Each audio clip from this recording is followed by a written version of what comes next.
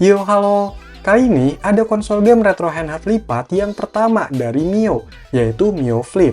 Ini dari beberapa info yang saya dapat, katanya ada banyak hal anehnya yang bikin saya penasaran.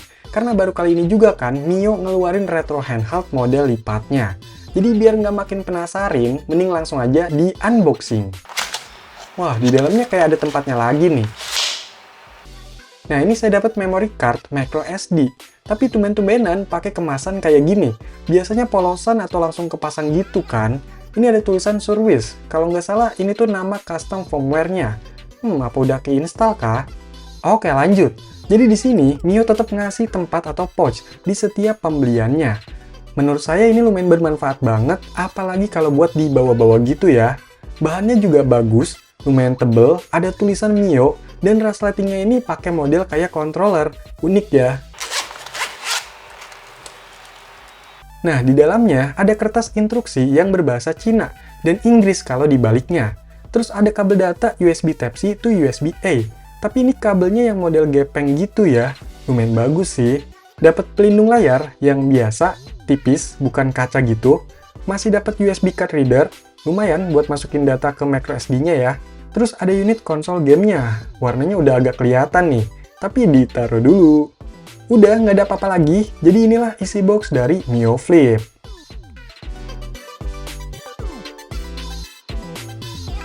Lanjut, cek unitnya. Nah, jadi beginilah penampakannya. Di bagian depannya ini, polosan aja. Untuk sisi kanannya, ada dua lampu indikator, tombol power, lubang buat restart paksa, dan slot micro SD. Terus di sisi bawah, ada lubang Type-C buat ngecharge, dan lubang jack audio. Di sisi kirinya ada slot micro SD lagi ya, dan ada tombol pengatur volume. Kalau di sisi atasnya, lumayan rame. Ada tombol R1, L1, dan R2, L2. Lubang Type-C buat OTG, dan ada mini HDMI. Untuk bagian belakang, di sini ada semacam lubang buat ventilasi udara, dan motif garis-garis gitu. Terus ada keterangan baterainya berkapasitas 3000 mAh, dan input powernya di 5 volt 1,5 ampere. Oke, coba dibuka.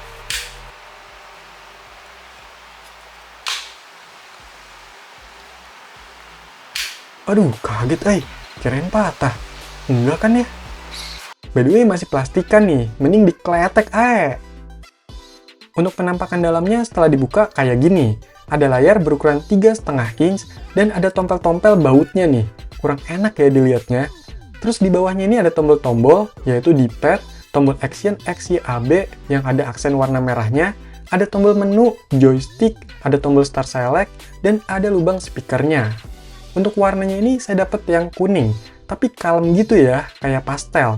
Bahannya plastik, finishingnya doff, agak licin, dengan build quality yang biasa aja sih. Apalagi pas dibuka tadi, ada bunyi-bunyian yang bikin kaget. Tapi untuk yang lain kayaknya sih aman. Terus untuk ukurannya ini lumayan kecil ya, kalau dibandingin GBA SP yang ditirunya. Atau bahkan Anbernics RG35XX SP. Ini kelihatannya lebih kecil. By the way, ini saya dapat dari Match DIY, toko online dari Cina yang jual banyak konsol game retro handheld. Untuk harganya ini mulai dari 90 US dollar atau sekitar 1,4 jutaan rupiah. Buat yang minat bisa cek linknya di deskripsi ya. Lanjut, coba dinyalain, semoga bisa nyala. Yes, nyala! Wah, ternyata dari bootingnya udah pakai firmware Surwiz nih. Iya lupa, pasang micro SD-nya Tetap bisa nggak ya? Ternyata masih bisa masuk ke menunya ya, dengan tampilan khas dari Mio. Kalau cek versi di settingannya, ini kayaknya pakai firmware bulan 2 2025. Udah agak baru, dan unit ini tuh V2, jadi ada beberapa perbaikan dari batch yang sebelumnya. By the way, kalau nggak dipakai micro SD, walaupun bisa masuk ke sistemnya, tapi kalau cek gamenya ini kosong melompong ya. Jadi coba pasang micro SD-nya nih, yang berkapasitas 256 GB, A1 Ultra dari merek SanDisk. Lumayan bagus kayaknya. Ini masukinnya di slot yang pertama deket tombol volume ya. Nah, setelah dipasang micro SD, tampilannya ini jadi berubah. Tapi kalau untuk versinya sih sama. Terus kalau cek di menu gamenya, ini udah muncul daftar dari emulator yang bisa dimainkan. Totalnya ada 56 emulator, mulai dari Arcade Meme, Atari, Game Boy Family, Sega, NES, Neo Geo, Nintendo 64, Dreamcast, PS1, pokoknya ini banyak banget. Dan di setiap emulatornya ini udah terisi daftar gamenya. Ada ratusan sampai ribuan, tergantung varian memori yang dipilih ya. Dan seperti biasa, kita masih bisa masukin atau ubah file game dalam micro SD-nya lewat PC. Oke, gamenya udah ada, langsung aja gas cobain.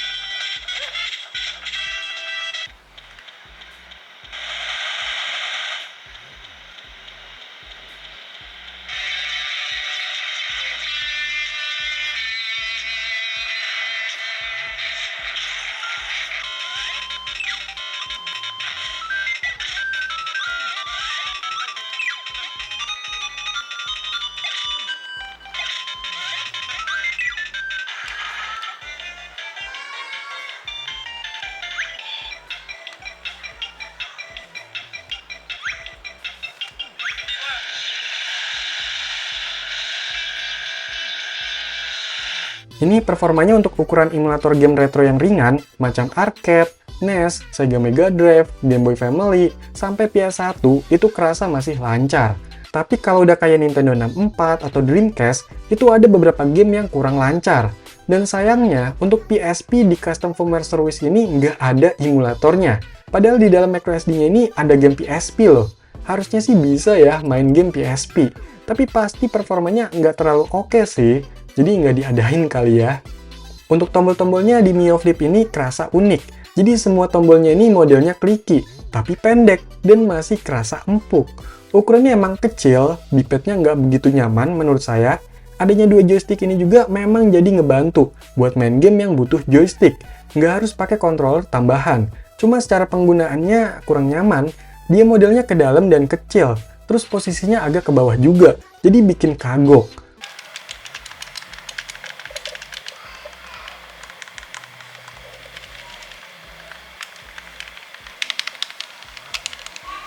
Ujung-ujungnya pakai controller bawaan juga sih kalau mau enak dan full. Sambunginnya bisa lewat Bluetooth atau kabel juga bisa lewat lubang Type-C atas yang khusus OTG. Untuk layarnya ini udah oke, kualitasnya tergolong baik, brightness memang nggak bisa lebih gelap, tapi terangnya udah cukup. Dan di sini juga masih bisa diutak-atik ya pewarnaannya. Tampilannya juga masih bisa diubah-ubah nih, kayak temanya, boot logo, bahkan jadi tampilan Emu Station yang keren kayak gini. Cuma jujur aja, untuk engsel layarnya ini kerasa ngeri-ngeri sedap. Apalagi ngedenger bunyi pas buka di ketiga titik tumpunya.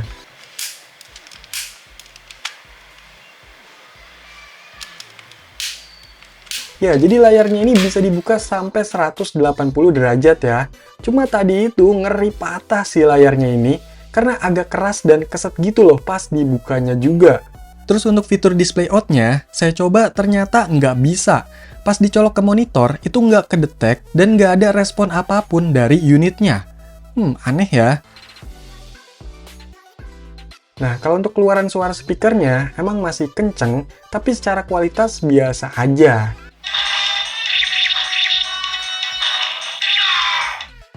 Performa sistemnya ini masih cukup oke, masuk keluar game nggak yang begitu lama banget, tampilannya juga simple, mirip kayak stoknya ya. Bahkan untuk menu di dalam gamenya juga simple nih. Di sini bisa save dan load state gamenya untuk 10 slot. Dan sebenarnya masih bisa akses ke menu yang lebih advance di native menu ini. Bakalan muncul tuh tampilan menu dari RetroArch, yang mana ini sebenarnya backend dari rata-rata emulator yang dipakai. Lanjut, di sini ada fitur recent, yaitu daftar game terakhir yang dimainin. Dan enaknya ketika keluar terus masuk game, bakalan langsung lanjutin tuh, sekalipun nggak di-save sebelumnya. Terus seperti biasa, ada menu favorit, buat nandain game yang sering dimainin. Walaupun bisa dicari juga sih, tapi biar lebih cepet. Di sini juga ada fitur collection, yaitu daftar game yang dikelompokkan berdasarkan judulnya, kayak game-game Mario, Sonic, Pokemon, dan lain-lain, dari berbagai konsol ya. Cuma ini nggak bisa ditambahin lagi deh di sini.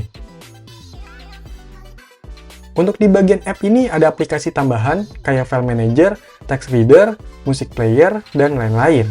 Terus untuk fitur lainnya, di sini ada otak update. Akhirnya WiFi dimanfaatin nih selain buat netplay ya.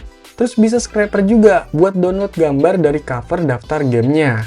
By the way, untuk baterainya yang 3000 mAh ini bisa tahan sekitar 5-6 jam buat mainnya. Segitu udah cukup oke lah. Dan suhu bodinya pun nggak begitu ganggu banget panasnya. Masih wajar ya.